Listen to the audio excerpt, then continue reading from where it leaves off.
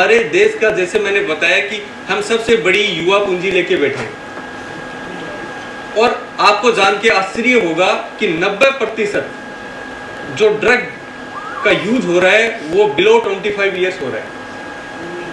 यानी कि हम सही ऑडियंस के साथ संवाद कर रहे हैं। 25 साल से कम उम्र के लोग ड्रग्स का 90% इस्तेमाल करते हैं।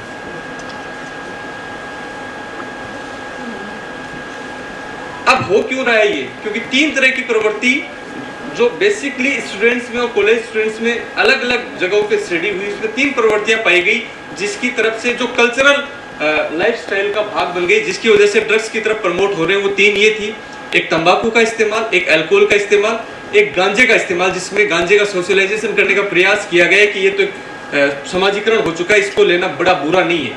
इन 3 चीज़ों की वजह से बाद में सिंथेटिक ड्रग की तरफ अपना युवा बढ़ रहे हैं।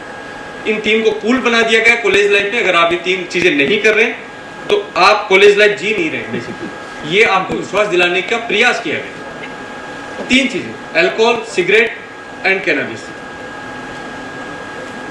दूसरा, क्यों शुरू हुआ ये कि 2 तरह के चीजें हुई। एक वो युवा वर्ग था जो क्यूरियोसिटी में है टू सीक द प्लेजर, कि मैं इसको चेक करके देखता हूं होता क्या है। दूसरा युवा वो है जो एक ग्रुप बन गया जिसने ड्रग्स का इस्तेमाल करना शुरू कर दिया है, अब उसको कंपनी चाहिए, तो वो आपको विश्वास दिलाएगा कि ड्रग का यूज करना कूल है और आप नहीं कर रहे हो तो आप कॉलेज लाइफ एंजॉय नहीं कर रहे हो और इससे कोई हार्मफुल इम्पैक्ट नहीं है।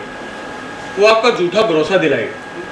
आप दुनिया का कोई भला आदमी जिसने जीवन में कुछ अच्छा किया हो, जिसने अच्छी लाइफ, प्रोफेशनल लाइफ जी हो, एक व्यक्ति बता दो जिसने ड्रग्स के यूज को सही बताया। एक नहीं मिलेगा आपको। अगर एक नहीं मिलेगा तो गड़बड़ है। और कितनों ने एडमिट कर दिया कि हमारे साथ ये बड़ा गड़बड़ हो गया, और हमने युवा अवस्था में अब कई बॉलीवुड सेलिब्रिटीज भी एडमिट कर रहे हैं, किससे बाहर आ गए, नरक से बाहर आ गए। जैसा कि आर.एस. शर्मा साहब ने आपको बताया कि 2 तरह की डिपेंडेंसी बन जाती है, एक फिजियोलॉजिकल, एक साइकोलॉजिकल डिपेंडेंसी। फिजियोलॉजिकल कि अगर 5 बार उस ड्रग का इस्तेमाल कर लिया, कुछ तो इतनी एडिक्टिव है कि 5 बार इस्तेमाल के बाद ही फिजियोलॉजिकल चेंज हो चुके हैं। अब छोड़ना आपके बस की बात है नहीं। It's not your ball of game. दूसरा है साइकोलॉजिकल डिपेंडेंसी कि क्रेविंग आती है भारी भारी। तो आपको जो ग्रुप विश्वास दिलाने की कोशिश कर रहा है कि इससे कोई हार्मफुल इम्पैक्ट नहीं हो रहा है, वो फिजियोलॉजिकल और साइकोलॉजिकल डिपेंडेंसी के चरण पे जा चुके हैं। उनको कंपनी चाहिए।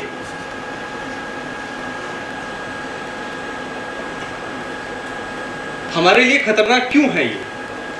खतरनाक यूं है कि हेल्थ पे तो है ही ऐसा। कोई भी अगर प्रोफेशनली आप अच्छा करियर बनाना चाहते हो, किसी भी ड्रग का इस्तेमाल करने वाले पे सीनियर्स कभी भरोसा नहीं करेंगे। उसको कोई ऐसी महत्वपूर्ण जिम्मेदारी कभी नहीं देंगे जिसमें साख का विषय हो, तो आप अच्छी पोजीशन पा ही नहीं सकते। और अंततः पता है ये कभी भी बिगाड़ा कर सकता है। जिस दिन हमारा मेन काम होगा उस दिन ये सोया रह सकता है, उस दिन कोई हादसा कर सकता है। तो आपको फाइनेंशियल क्राइसिस होगा। ये 100 रुपए, 200 रुपए, 500 रुपए, 1000 रुपए में जो ड्रग्स मिल रही है, हमें पता है आप जिन परिवारों से बिलोंग करते हैं आपके लिए भारी रकम नहीं होगी, लेकिन इसकी वजह से आपको जो आगे तनाव उत्पन्न होगा, जो आप करियर बनाना चाहते हो, ढंग का करियर बिल्कुल नहीं मिलने वाला जितनी आपकी पोटेंशियल। दूसरा, लाइफ तो एक्सपेक्टेंसी तो खत्म हो ही जानी है। तीसरा, पुलिस के लिए एक जटिल विषय इसलिए हो गया है ये कि जितने सारे ऑफेंस हम युवाओं में देख रहे हैं रेजिंग के, जैसे रोड रेज हो गई, उसमें गाड़ी को टक्कर मार दी, या कोई झगड़ा हुआ जिसमें थप्पड़ मारना चाहिए था उसमें मार के थोड़ा मार दिया, तो जो अग्रेशन आ गया है और ऑफेंस ज्यादा ग्रेवेट हो गया है कि murder, attempt to murder, sexual violence, ये ड्रग एडिक्ट में होना नॉर्मल है। तो वो होश में आने के बाद पता चलेगा कि 10 साल अंदर जाने वाला अपराध कर चुका हूं मैं आपको छोटा छोटा अंतर बताता हूं। 2 धाराएं अगर आईपीसी के अनुसार माने तो 2 धाराएं थी। 304A एक होती है कि किसी व्यक्ति की मृत्युकारी हो जाना नेग्लिजेंट एक्ट से, जैसे एक्सीडेंट के सारे मामले उसी में आते हैं जो बेलेबल ऑफेंस है, मतलब पुलिस ही बेल देती है, 2 महीने तक की सजा अब नए कानून में संभवतः बढ़ गई। दूसरा होता है आपराधिक मानववध, हत्या नहीं आपराधिक मानववध, जिसमें आपको पता था कि आपके कर्तव्य से व्यक्ति मरेगा फिर भी आपने किया, उसमें सजा है 10 साल से लेके आजीवन कारावास। दोनों में ही मृत्यु है और दोनों में सजा का भारी डिफरेंस है। तो एक्सीडेंट वाले मामले उसमें आते हैं कि death due to negligent act, कि आप गाड़ी चला रहे थे, नेग्लिजेंट थे आप, उसको मारना नहीं चाहते थे लेकिन उसकी मृत्यु हुई। दूसरा है आपराधिक मानववध। आपराधिक मानववध आपको मैं बहुत शॉर्ट में समझाऊं, आप बहुत इजी से अगर इसको समझें तो जैसे एक बिल्डिंग है, उसमें मेरे घर की छत है, छत के पीछे खाली प्लॉट है और एक बड़ा पत्थर रखा है, मैं यूं ही खड़ा था, मैंने पत्थर को धक्का मार दिया, उस खाली प्लॉट में गिर गया। कोई व्यक्ति नीचे था, उसके ऊपर वो गिर गया, उसकी मृत्यु कारित हो गई। तो ये death due to negligent act है, क्योंकि आम दशाओं में वहां व्यक्ति खड़ा नहीं होता, आम दशाओं में मृत्यु कारित नहीं होती, तो मेरे पे लगेगी 304। अब मेरी बिल्डिंग के आगे बालकनी के नीचे एक पूरी रोड है जिसमें लोग जाते हैं पूरे दिन, उस वही पत्थर मैंने उधर डाल दिया, तो लगेगी 304 आपराधिक मानववध। क्योंकि आम दशाओं में अगर इतना बड़ा पत्थर वहां डाला जाता तो मृत्यु ही कारित होती। तो आप मुझे बताइए कि अगर कोई व्यक्ति एक्सीडेंट कर रहा है और वो ड्रग का इस्तेमाल किया हुआ है और एक्सीडेंट करते ही पुलिस ने पकड़ लिया और ड्रग पाया गया, तो कौन सी धारा लगेगी? आपराधिक मानववध की। अभी हमने सारे पुलिस अधिकारियों को निर्देशित किया है कि एक्सीडेंट्स के तुरंत बाद ये टेस्ट कराना शुरू कीजिए आप, क्योंकि उस व्यक्ति को बेलेबल ऑफेंस में बंद करके हम लोग भविष्य के लिए एक अन्य मृत्यु से कारित नहीं करवा सकते।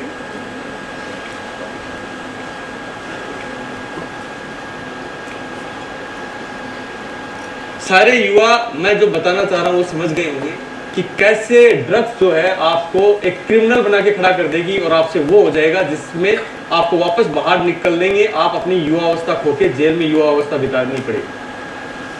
आप हमारे देश की पूंजी हैं।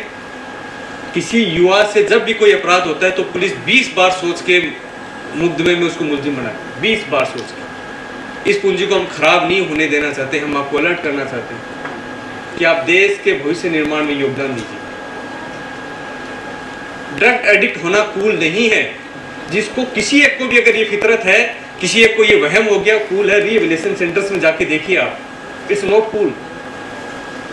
मैं जब बीकानेर एडिशनल एसपी सिटी का हमारा 1 साल का कार्यकाल होता है, तो एक कोई कंपनी आई थी आर्टिफिशियल इंटेलिजेंस से संबंधित, उनको मैं एक डाटा दिया कि हमारे पुलिस कार्मिकों का डाटा है, फ़ोन नंबर से, मुझे तो ये बताइए आप इनकी इंटरनेट सर्फिंग के आधार पे कौन डिस्ट्रेस में चल रहा है। वो कह रहे थे सर हम लोग जो है इसी पे स्टडी कर रहे हैं। तो मैंने अपने कर्मचारी को डाटा दे दिया। उन्होंने जो मुझे डाटा दिया उसमें हमारा एक कर्मचारी था कि साहब ये आपका एक व्यक्ति है जो दिन में 10 बार सुसाइड को सर्च करता है। वो कौन व्यक्ति था? मेरे ऑफिस के बाहर जो बैठा रहता है वो। उसको मैंने बुलाया कि 6.5 फीट हाइट उस व्यक्ति की, 25-30 साल की पुलिस की सर्विस। मैंने कहा क्या हुआ आपको? तो उसने कहा साहब मेरा बेटा ड्रग एडिक्ट बन गया। किसी दिन किसी के घर का कूलर चुराता है, किसी की पानी की मोटर चुराता है। मैंने पुलिस की नौकरी में एक एब्सेंट नहीं खाई साहब, और अब मैं मोहल्ले में शाम का इंतजार करता हूँ कब 6:30 पौने 7 हो जाए, छुट्टी आप 6 बजे ऑफिस से चले जाते हो, मैं जाता हूँ अंधेरा होने के बाद। कि जिस आदमी ने आत्मसम्मान से जीवन जिया, अब मैं ये चाहता हूँ कि अंधेरा हो, मेरे को कोई देखे नहीं कर जाते।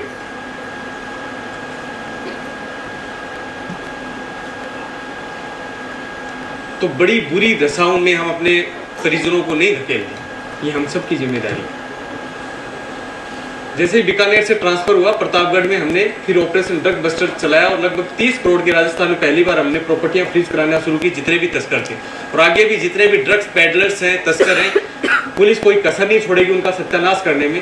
हम आपको आगाह करना चाहते हैं कि आप इनसे ना जुड़िए, अपना भविष्य बर्बाद ना करिए। परिजनों, आप अपने परिजनों की पूंजी नहीं, आप देश की पूंजी हैं।